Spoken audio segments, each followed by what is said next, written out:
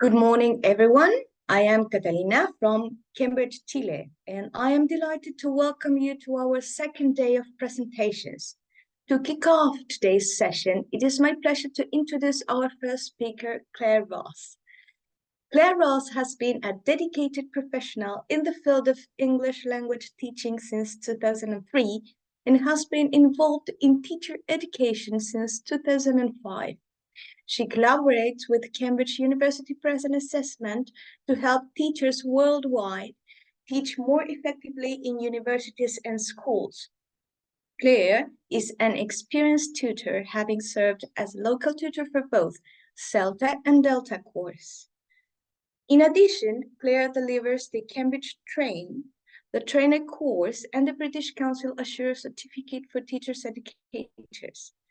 She has supported new and experienced teacher trainers in many countries, offering both online training and mentoring.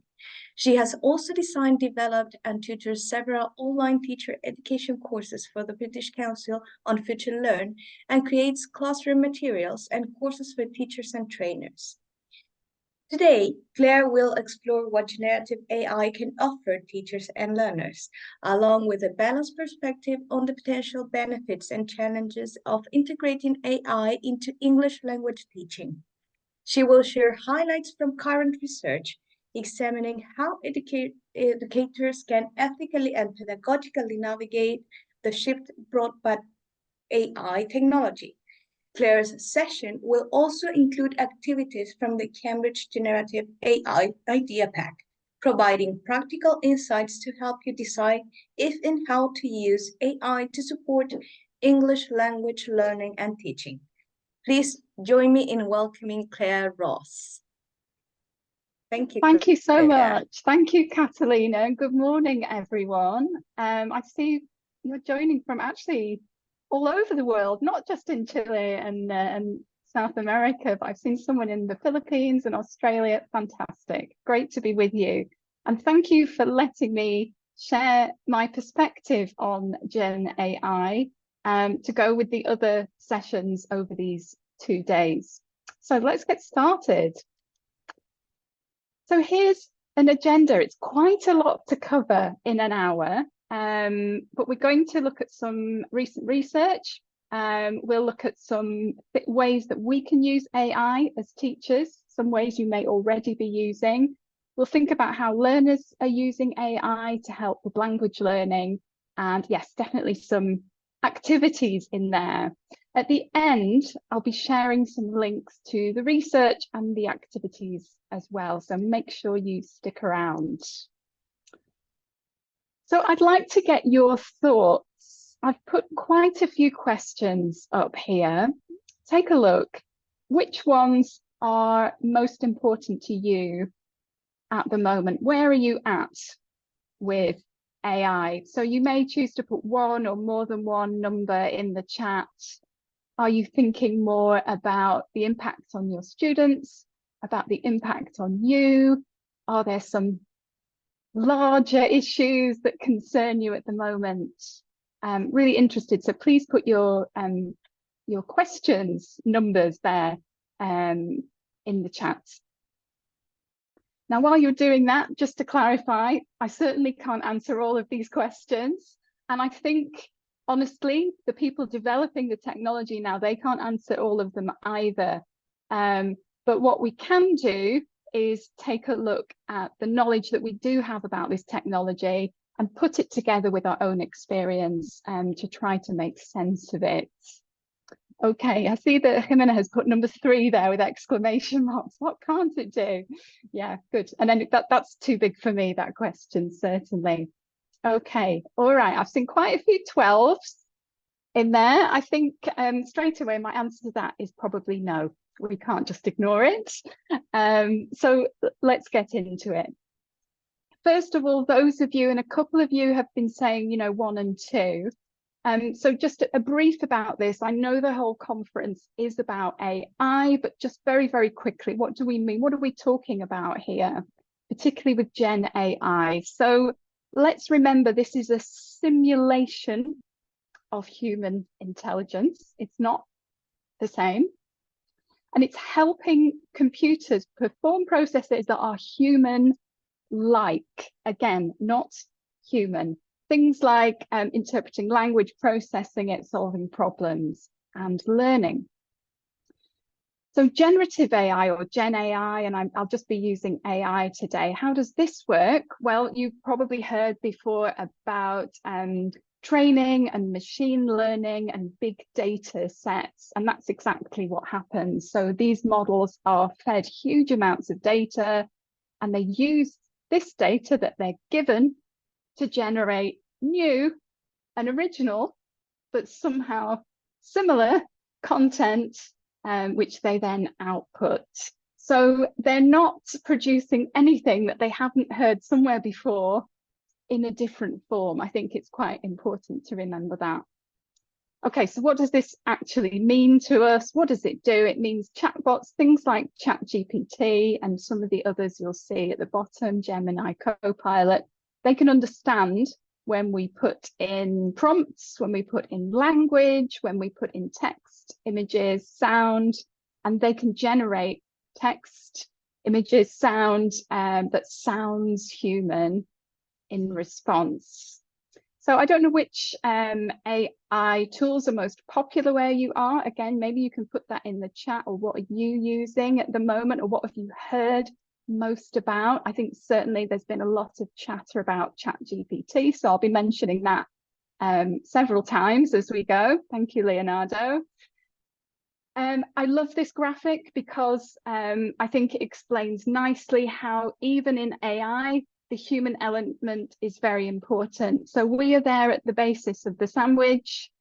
We use the chatbot to, we're at the basis, we put in our instruction, that's important. The chatbot generates something, so the meat or the cheese of the sandwich, and then we, to close it off, it's up to us really to evaluate, think critically about, adjust, change, and then decide if or how we use that output. So we're really important in this process. So what does the research say? Now, there's a huge amount coming out at the moment. We can't cover everything. I've just got a couple of highlights. And the first quote I've got is from the Director of Research for English at Cambridge University Press and Assessment. So she says, Gen AI is developing at a breathtaking pace. It will have a profound impact on education, including English language teaching, learning, and assessment. Pretty powerful stuff. So I think, no, we can't ignore it, first of all. I found this report from Microsoft. And although this is from last November and things are coming out very quickly, I liked this because, and again, it's not particular to English language teaching, but it was asking teachers how they're using AI. So you can look at these tasks here. And again, in the chat, are you using AI as a teacher in any of these ways at the moment? So the highest one here, 24%, creating or updating lesson plans and materials. And then around 20% thinking of new ideas, so brainstorming. Simplifying complex topics for students, again. Freeing up my time. And then another big one there was differentiation. So again, do you think that would be the same for your country, for you? How are you using AI at the moment? So I said that this is not particular to English language teaching, but perhaps you have seen this report that came out in April from the British Council. And this one is quite interesting because it's put together at the time all the current research on using AI in English language teaching. So they were looking at a lot of small studies. And in fact, at the moment, sorry, that's not the right one. This one. So this one from the British Council. So this was a systematic review of researchers who are looking at how AI is being used in English language teaching at the moment. You can find the full report on the British Council website, and I'll include the link later. But just to give you a summary of the findings, so they looked at how it's being used in teaching and learning. They found 5 ways. So just see any surprises here. Firstly, in speaking, teaching and learning of speaking, in teaching and learning of writing and reading. And there was a couple of interesting studies there on learning English through gaming. So the reading of streams during gaming, online gaming. Pedagogy, so used by teachers like ourselves, as you've said, for brainstorming and inspiration and lesson planning. And then finally, this one about self-regulation, which again, we will look at, is about learners using AI independently and chatbots to practice and develop their own English. And again, I'm sure it's something your students are already doing. Maybe you're already doing it to practice and develop English or another language that you're using. So what can we conclude from this? Definitely, AI can do some of the things that we do now as teachers: lesson planning, brainstorming, getting ideas, making materials. It can save us a lot of time. And that means it can give us more time to do the things it can't do. And somebody said at the beginning, what can't it do? Well, let's remember the human element here, right? Who knows your students? Who really understands their needs? If they understand something, how they're feeling, when you're giving feedback, how they might respond to that feedback, how you would tailor that feedback to be sensitive. What's the mood in the classroom today? What really interests them? What activities do they enjoy? What do they need English for right now? What are their personal challenges with the language? And how do you connect with them? And AI doesn't know any of these things. You can tell it all of these things, but it would take far too long. You know these things because you are the human in the room. So what can't AI do? It can't connect with people the way that we can. So teachers, we're still incredibly important. And let's remember, we're teaching learners language in order to help them communicate with other humans. So let's remember that as we go on. We've got some things to think about, and you've seen a lot of things in the press, I'm sure, and heard from a lot of talks, people like me over the last couple of days. So we need to ask this question, I think, right? Is it safe? What do you think? Do you feel safe using it? Are you unsure? Are you not sure where this data is going? Well, let's start with the bad news, right? Let's start with the bad news. So let's remember that unfortunately, the people who are developing technology want to make money. They're not just doing it to make the world better, unfortunately. So definitely there are people who want our money. They want to know our habits. They want to collect information about us so that they can influence what we do and what we buy, right? But this is already happening. If you're using social media or you're using Google, your data is already being harvested for this purpose. Okay, reality check. So this is a problem. Also, the environmental impact, perhaps you've heard about this, the amount of energy required to power chatbots like ChatGPT is enormous. And then finally, the quality of information that comes out. So you'll have heard about hallucinations, so things that aren't always correct. Sometimes the chatbots make things up, and also bias.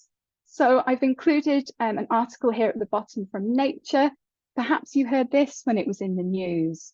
So I think somebody put a prompt in asking them to produce a picture of a domestic worker, and it came up with a very racialized profile picture, again, who was female as well, so it was influenced by gender. Now, why is that happening?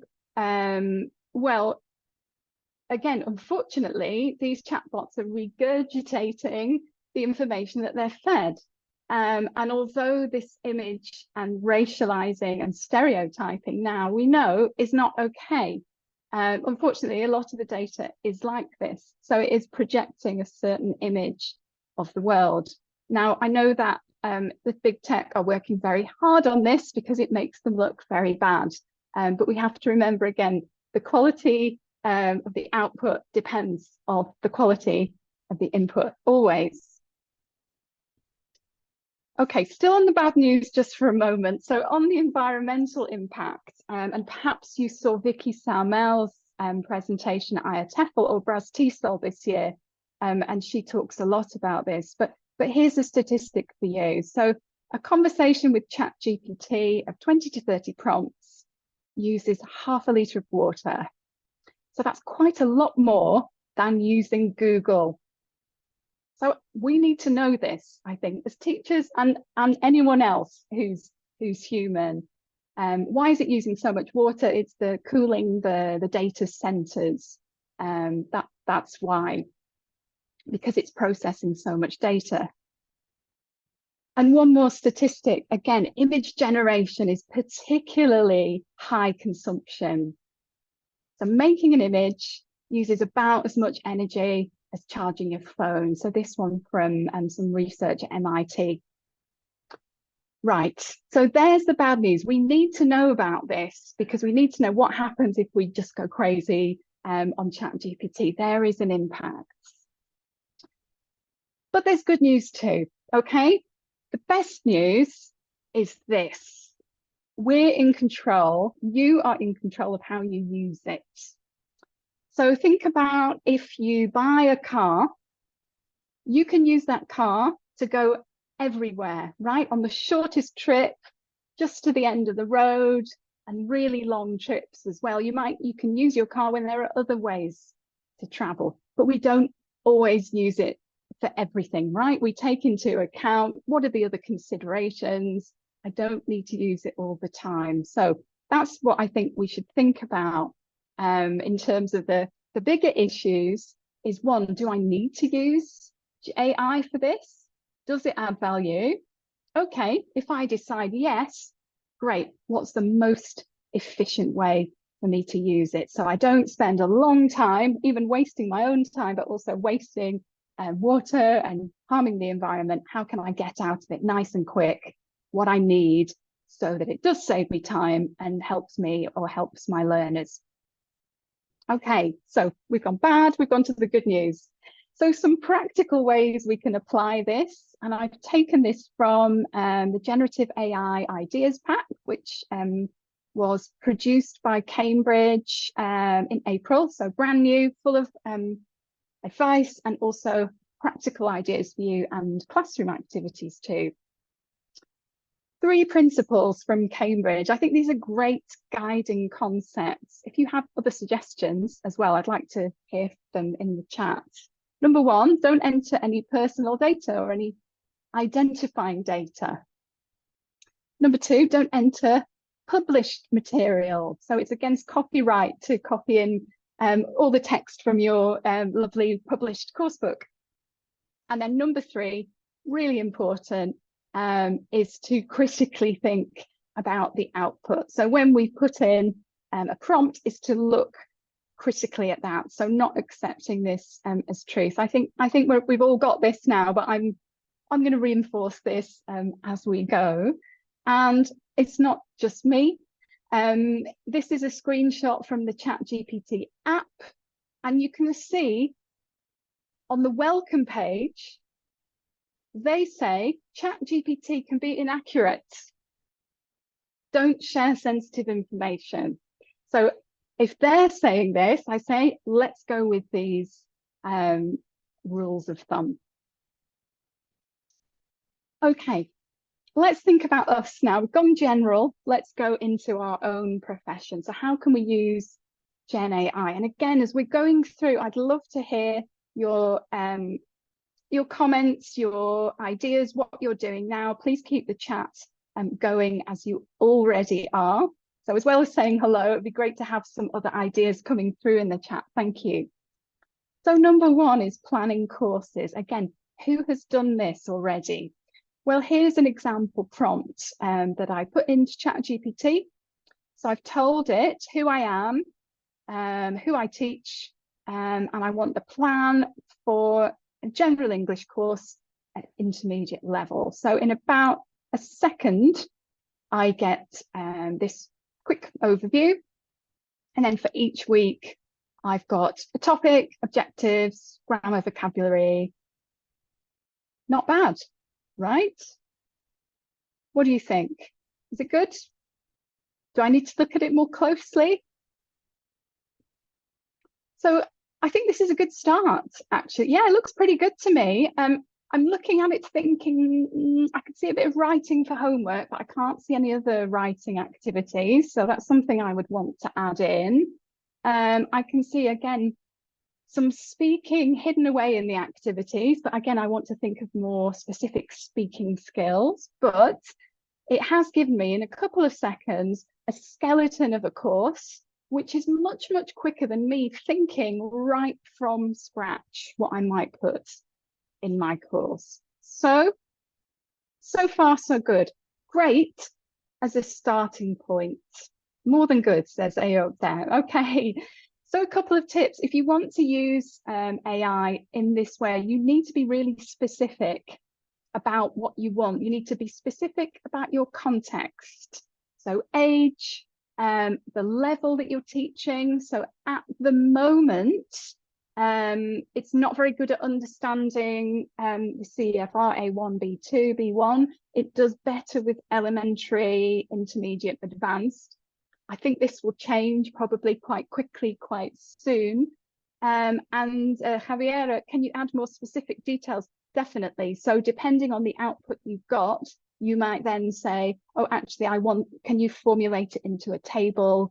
Or can you give me, I don't want grammar, I'd rather have functions, for example. You can be as specific as you like, but absolutely, most important thing here is critically evaluating the results. So a great starting point. We can use the same application to lessons as well. Why not use it as inspiration? So you are perhaps using a course book and you think, oh, I don't really like the way it's presented here, the language. What's the best way to teach this set of phrasal verbs to a grade 9 class, for example? See what it comes up with. Great to do if you work by yourself. I think if you're a private teacher, if you don't have a teacher's room of other teachers to talk to. Of course, we can use it for generating materials. I'm sure lots of you are already doing this, right? And we can use it to simplify materials too. And I'm thinking here about things like newspaper articles. So for example, copying and pasting a newspaper article, making it simpler, and then perhaps creating some reading tasks around it.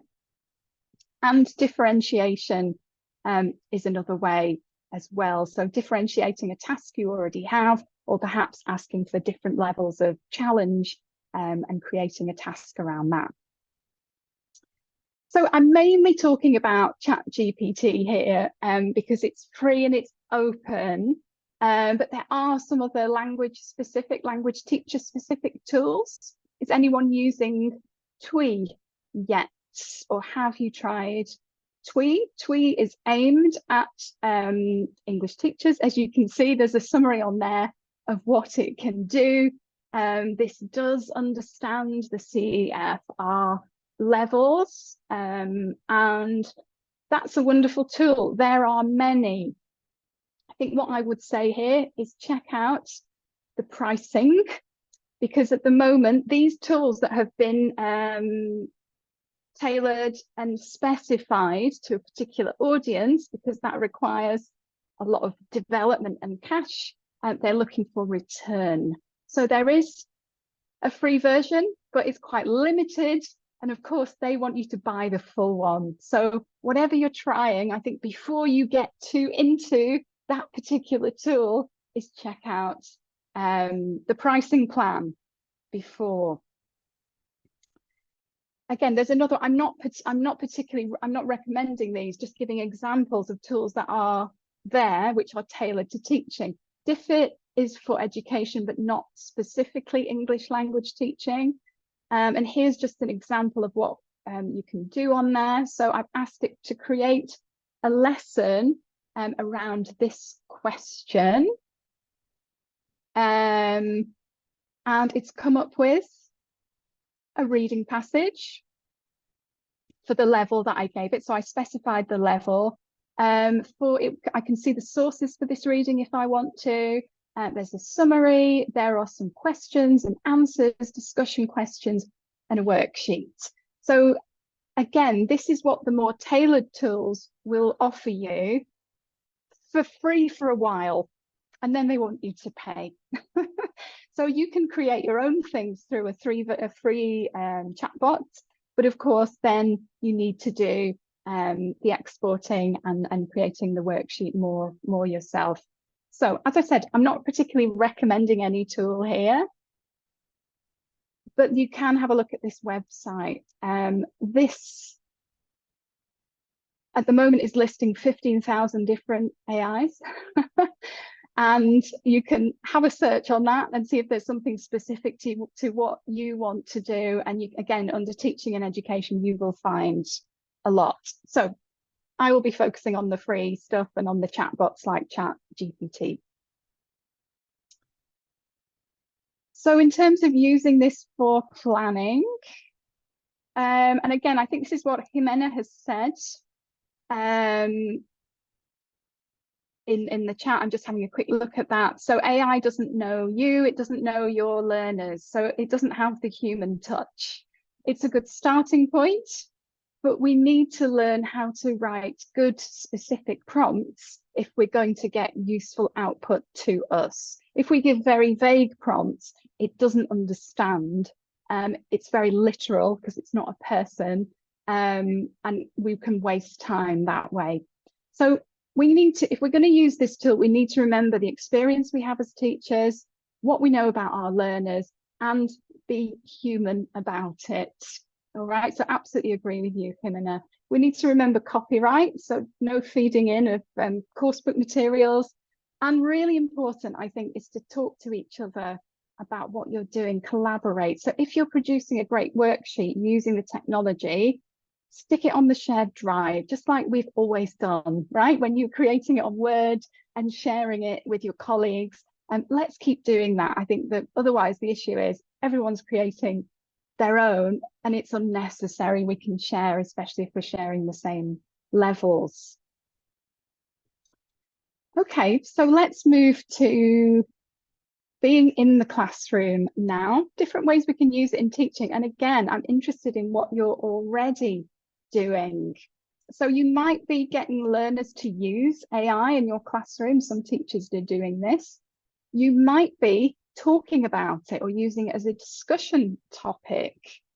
You might be, or perhaps you're planning to this year, opening up the discussion to think about the impact of AI on us and on our world. So thinking about the global issues. Perhaps you have a chatbot as a classroom assistant. I know I like to have Google open. I always like to do that when I'm teaching, so I can quickly Google an answer. But maybe you have a chatbot as another person in the room who we can ask for their ideas or their input. So we need to remember this AI is a very different function than Google. So let's keep using Google for searching and finding things, but remember that the AI is producing something for us. And perhaps in our teaching, we start talking to learners about how they can think critically about the output of AI. So a couple of activities focusing on this you might want to use in your classroom. Okay, here's the first one.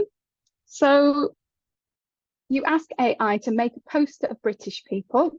What do you expect to see in the poster? So I'd love you to think about this, put your ideas in the chat if you like. Don't be worried about stereotypes. What might you expect to see on that poster? And you may or may not be using already some of the image generators. Again, be careful. Most of them have this free version and want you to pay a little bit later. Certainly this one has given me 2 weeks, I think, and then I have to pay. All right, so as you're putting your ideas in there, or your ideas are in your head, I used this AI to do just that, to generate an image. It took about 15 seconds.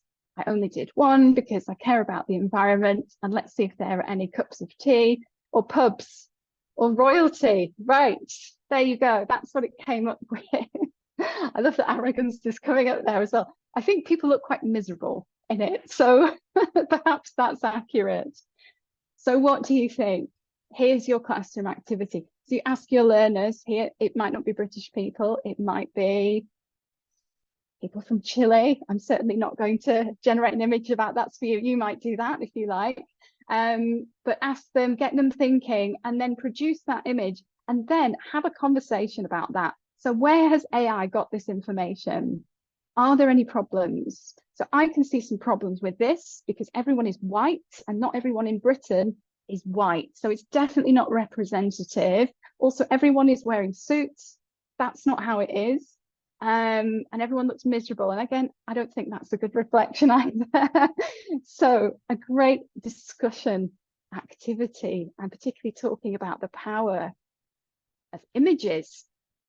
Okay, let's look at one more. You might want to try this. I'm thinking again, I've chosen images because I know another session is also about this. So put those 2 ideas together. Take a look at this. Do you think this is generated by AI or not? So pop it in the chat. Give me a yes or no. Does this look like an AI image? What do you think? This says yes, yes. Okay. All right, I'm going to show you another one. So the girl. What about this one? What about the photo? Do you think this is generated by AI? Again, yeses. No, not sure. Both, don't know. Okay, they are both generated by AI. Wow. So, yep, we can now produce photos that look real. So this is something that's really come on, I think, over the last year. How about, we can't tell. Yeah, I'm confused, Abby, too, because we can't tell if something's generated by AI or not. Bottom line. How about this one? We've got a piece of art. Do you recognize it? Or is it generated by AI? What do you think? Looks real to me. Texture looks funny, Pedro thinks. We're not sure now, are we? Well, once again, it's generated by AI. And there is a lesson activity in the pack that I will share with you later that builds on this idea of, is AI an art thief? Is it stealing from the real artists because it's learnt how to do this image by processing millions of images of other real art produced by real people? So again, there's a great critical thinking and discussion activity for you to do with your learners, right? Is your mind blown now? Well, why not use this as discussion in the classroom? How do we know what is real? The inner world of AI, absolutely. There we go. So I'll show this now, but you can get this also at the end. But this is a link to the ideas pack where you'll find this and other lesson ideas, and also some of the other things that I've mentioned today are also in this. Don't worry if you don't have that, I'll give a link at the end. So talking about teaching, I'm going to move away from the QR code, but it's coming later, don't worry. A couple of tips. So again, going back to that first question, can we ignore AI? No, we can't, because it's already in your classroom, because your learners know about it, they're using it, and they might be already using it to help with their English or other things, but it's already there. Let's bring it into the conversation, right? So that might be You may not use it in class, but you may have some discussion about AI and its impact on learning, on AI, on its impact on the world. What is the hotter topic now, right? Let's get talking about it this year, for sure, if you're not already. Definitely, we need to critically evaluate each piece of output. We need to encourage our learners to critically evaluate as well. So activities like this, I think they help. And why not, as you're starting back at school, when you're next back in the classroom, if you don't have these rules in place, start thinking about ground rules for technology. So where is it okay to use? Where is it not okay to use? Yeah, and again, the name of the app, there are many apps. So you can go to that, there's an AI for that site and put in their image generator. You can find many. Okay, let's mention assessment now. Is anybody using AI to generate tests? Because there's an AI for that. Of course you can do it. You need to be very specific about your test. I would say it generates things like reading and writing and speaking prompts much more quickly than the amount of information you need to put in to get a grammar and vocabulary test, for example. But it can be done. And what you'll see on the screen here is from the ideas pack, giving you advice on how you might do this. So again, the link I've just given you, and I'll give you again at the end, you'll find cards like this in there, as well as suggested prompts. And my advice for you here is start, if you've not used it before, start with these prompts. So copy paste and then amend them for your own context and start that way, because then at least you're not starting right from the very beginning wondering, you know, how do I make a test? So you've got your skeleton prompt there already. So of course you can make tests. You can do different versions, A and B. We often want that, don't we? Of course you can get the answers to the tests. But remember, it's generated by a machine, right? So what are we going to do with it?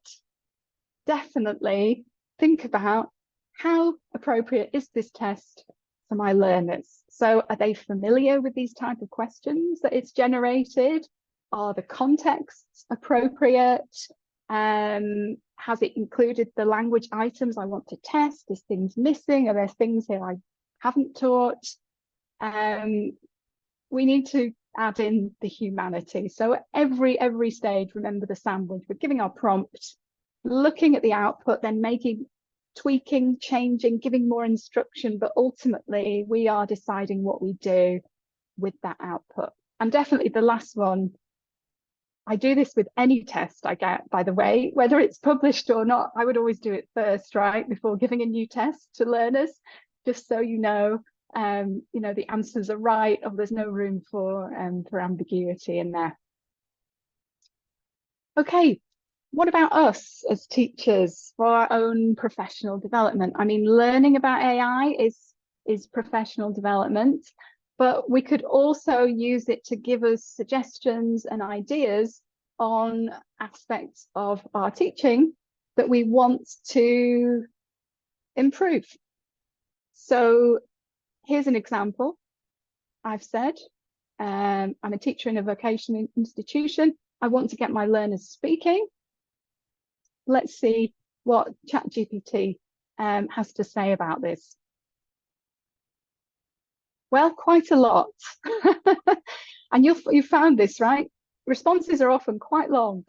So sometimes it's useful to ask for 5 tips or the 3 very important ways, but certainly it's giving me some quite useful advice. So things that I can do, and also it's given me some activities, some speaking activities that I might try with my learners. So again, pretty useful, right? Some nice ideas. And again, if you're working alone, I think, or you're not talking to other teachers all the time, this is a nice thing, yeah, to get a bit of teaching therapy. Remember, it's not a human, it's just looking at all the data it has and putting things together, right? But again, a nice starting point. And you might then from this go, right, okay, debate, and then go to Google and start looking at debating topics and debating activities, for example. So it could be just somewhere to get started. All right, let's move to learners now. And again, I want to go back to that report about from Microsoft. And I can see there's a good conversation about testing in the chat. I agree with what you're saying. Keep talking about that. How are students using it according to Microsoft? So summarizing information was one way. Getting started on assignments. Getting answers or information quickly.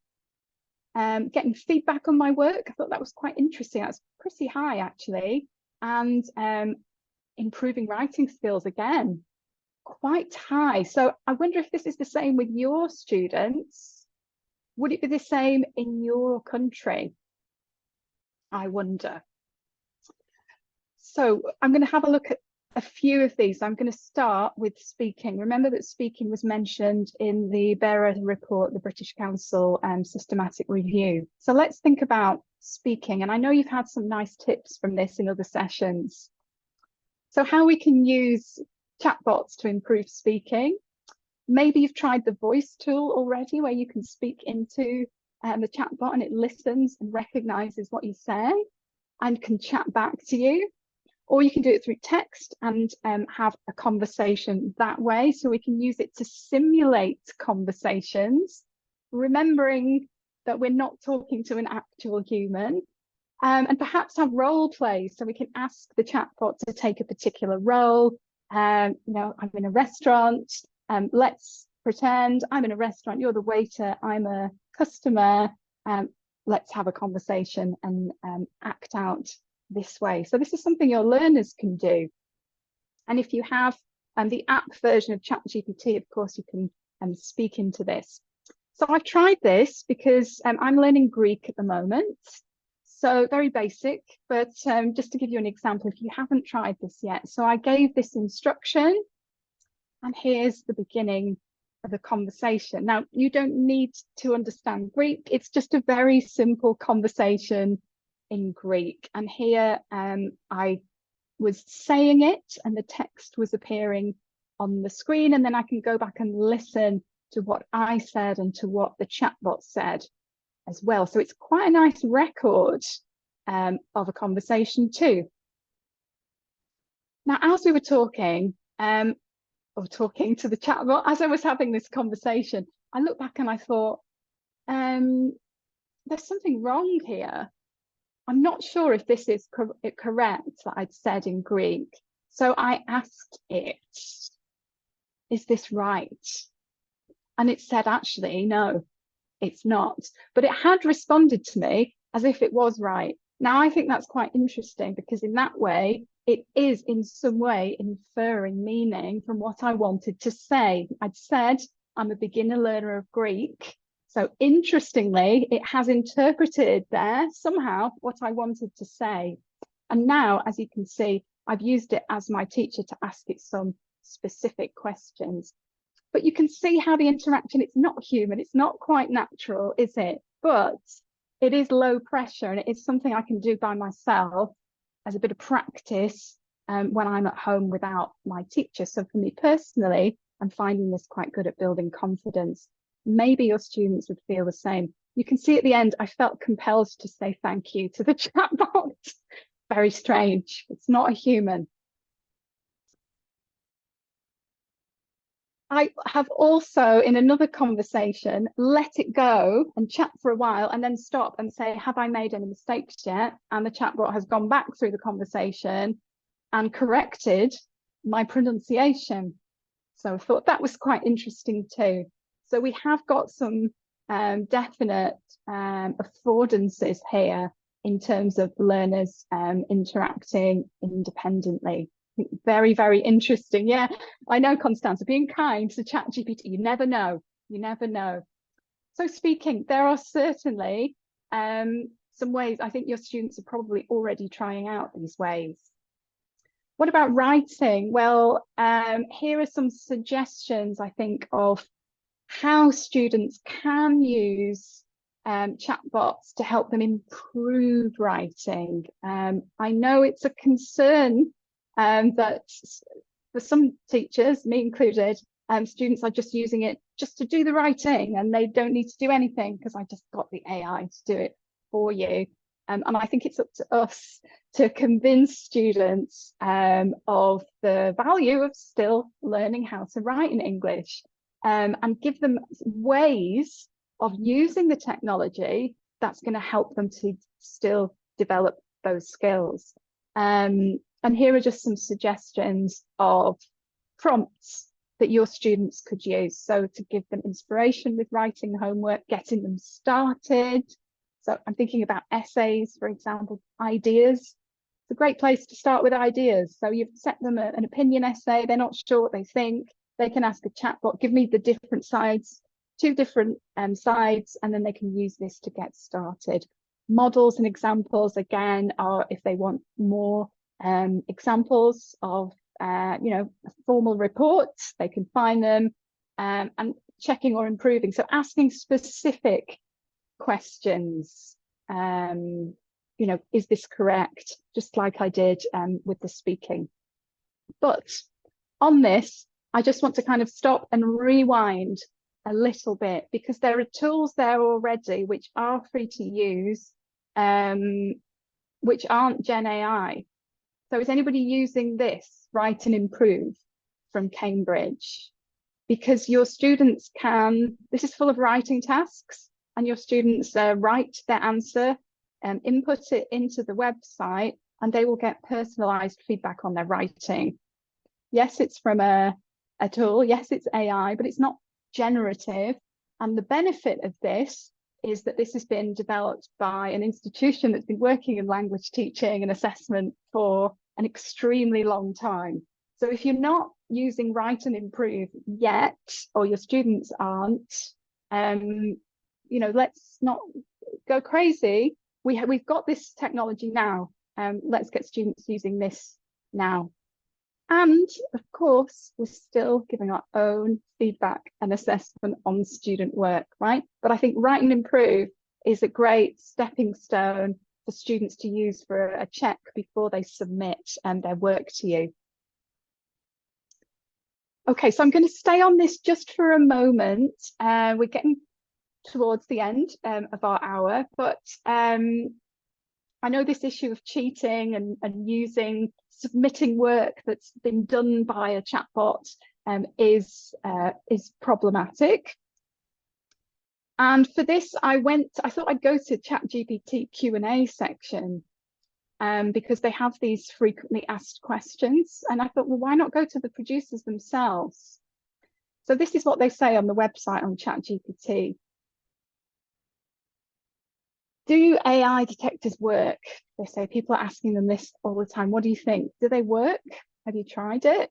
There are lots of things out there marketing themselves saying, we can tell if this text is generated by AI. Do they work? Well, the producers of the technology say no. And I think I'm going to listen to them. Not in our experience, they say, even if they do, students can change the output. So we can't rely on AI detectors from the horse's mouth, from the developers of the technology. It's ultimately up to us as educators and as institutions as well. And I'm sure this is already happening in your institutions. It's thinking about, what's our policy on AI for homework? How are we speaking to students? How are we speaking to parents and managing this evolving situation? So I can't give you the answers there because I think, again, this is something that is being worked out at individual and institutional level. But some guidelines for students, perhaps, things we can say to them. We can give them ways to use it responsibly, like the examples that I showed you before. You might ask, I know some teachers are doing this to get them to show their working. So if you like, when you do maths and you have a calculator, sometimes you have to show, what's the process you've gone through. And here you can do this with AI if you want. You can ask for a screenshot to see how they've used AI. Maybe you get them to write the homework and then ask AI to write and then do a comparison. And you might get your students doing that on their own, or perhaps as a classroom activity. That could be very interesting, I think, is comparing different types of work. And certainly all the way through, again and again and again, is encouraging critical reflection and telling your students to think about, if they're using it, we need to think critically about the output. We can't guarantee that is right. Okay, I'm going to move to the last bit about students' use of AI here. I've just chosen 3, and this is improving knowledge about language. I think this could be through asking particular questions or personalizing learning experiences. So again, here's a question that I asked, so not Greek this time, but I'm an Arabic learner too. And here's a question that's been bothering me for some time. So I asked AI about it. I was confused between these 2 words. So I used the voice tool and said, is it Jum'ah for mosque and Jam'ah for university? And any Arabic speakers who are here can tell me the answer and correct my pronunciation. But again, it's something I can do by myself. I can ask a chatbot which is finding this information. Okay, I might double check again afterwards with the transliteration with the Arabic script it's given me, but certainly it's a nice practice and a way to get my questions answered. And personalizing learning, which, you know, the asking the questions I think already is. Let's think of an example here. Mustafa, thank you for your feedback. I knew there'd be people there. Thank you for your feedback. Very kind. Here's the situation. So your learners are confused about when to use the past simple and present. Thank you, Fatin, as well. Past simple and present perfect. Familiar? Okay. So you might use a chatbot to help you to explain the difference. Here's a prompt you might put. Okay, explain the difference. Use language for an intermediate learner. Give 2 simple examples. See how this is a very specific prompt. Okay, let's see what we get.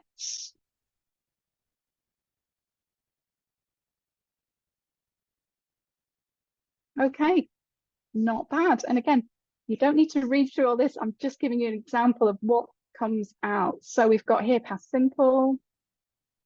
Here, present perfect, not bad. We've got an example for each. Very nice. I'm still getting feedback on my Arabic. Thank you. And we also have some key differences. So as a teacher, this is quite useful to us, right? Perhaps as a way to solidify and clarify. For learners, here's a prompt they might put in this situation. Now, how do you think the response, the output might be different this time? Any ideas? Do you think would it be the same? Would it be different? Well, let's have a look.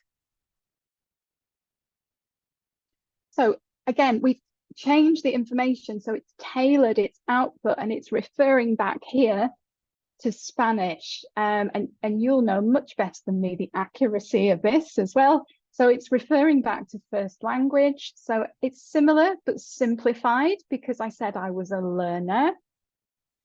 And again, it's given me some nice short examples and it's given me the Spanish translation. I know you can't see, I've cut a little bit of that off, but just to show you how you tailor that prompt can affect the response. Now let's go down a little bit in level. Let's think about beginners.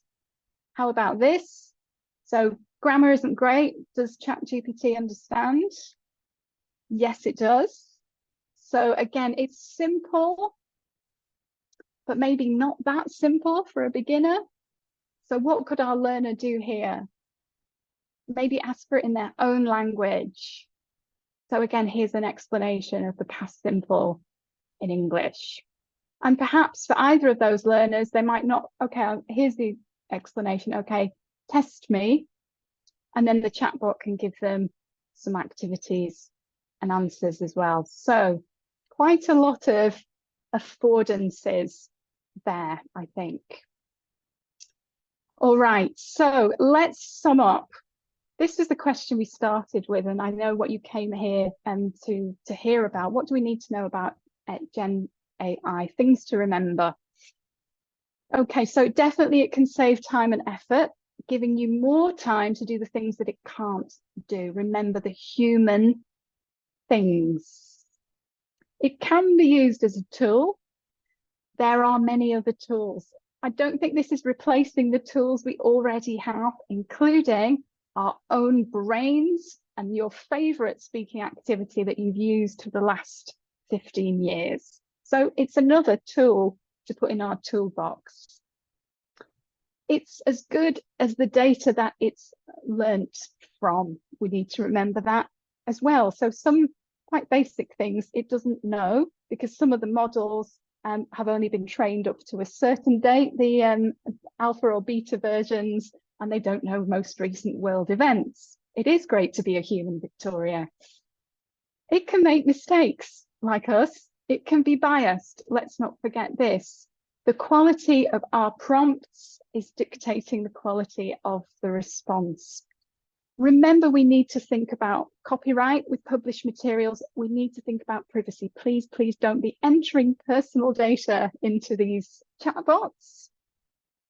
And remember what the developers say themselves. We can't test if a text is generated by AI or not. So those AI detectors, we can't rely on those. The technology is changing. The people who are developing it, they do want to make money. We need to remember that and be mindful, especially when we're looking at new tools. What's the pricing for this one? Is it freemium? What do I want to use? And also to remember the environmental impact. So there's your car. We're not going to use it all the time, probably, right? Okay, so some conclusions from these things to remember. Don't be afraid. If you're not already, please start talking to your learners about AI and about language learning as well. If you're wondering, if you're planning, if you're teaching, ask yourself always, does it bring value?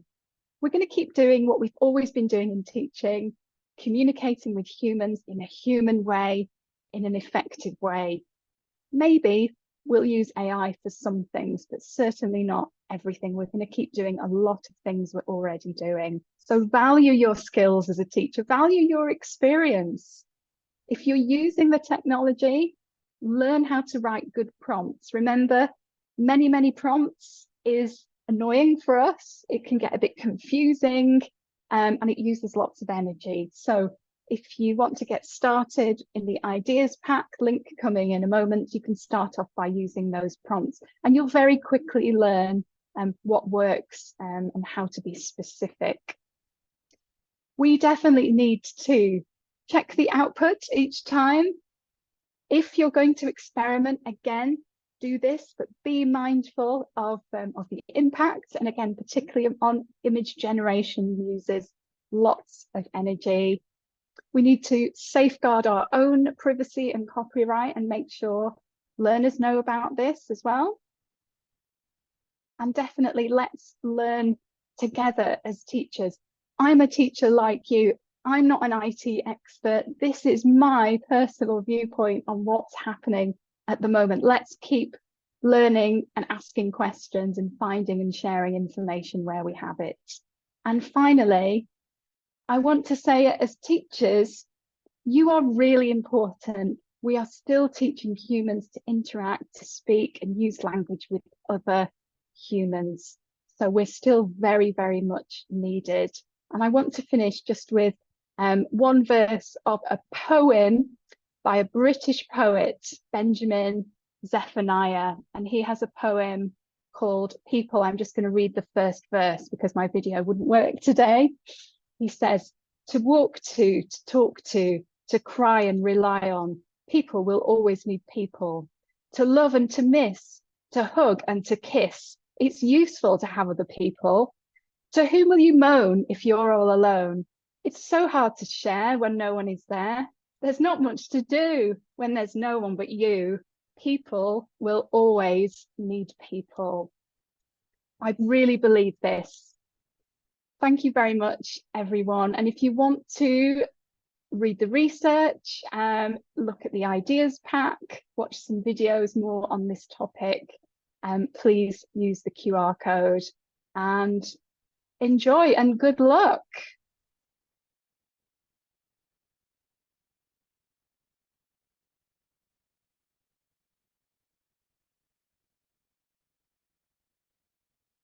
Thank you very much, ClaireRoss. We have a question in the Q&A. Can students isolate with AI or keep in the way? Oh, can students isolate with AI? I wonder if you mean, Pedro, can they use it by themselves? I mean, they already are, definitely. I know there's an age limit or minimum age for things like ChatGPT, which I think is 13. So yes, they can. But I think for us as teachers, if we're giving them advice about how to use it with language learning, we need to make sure they know about all of the things that we've spoken about today. So limitations, giving them some suggestions on how they can usefully use it to check, ask questions, have a bit of text conversation practice, ask questions to improve their writing, and so on. So I'm not sure if that was the question, Pedro, or Pedro, were you talking about, can it isolate students? Well, I mean, again, I guess so. I guess it can, the same as with any other technology. I mean, don't we now have teenagers who just want to game in their rooms? So I don't know if that was the side of the technology, but yes, in a way, it's very connecting, isn't it? We've never been more connected, but in another way, we've never needed the outside world less. But let's remember, we're still seeing students in our classrooms, whether online or face to face, and let's build on that community that we have.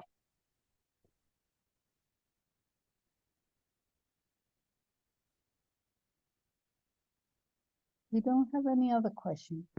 Thank you, Claire. Always is a great experience with you. Thank you so much. Thank you. Now we have a break of 20 minutes, and then we have the other presentation of this day.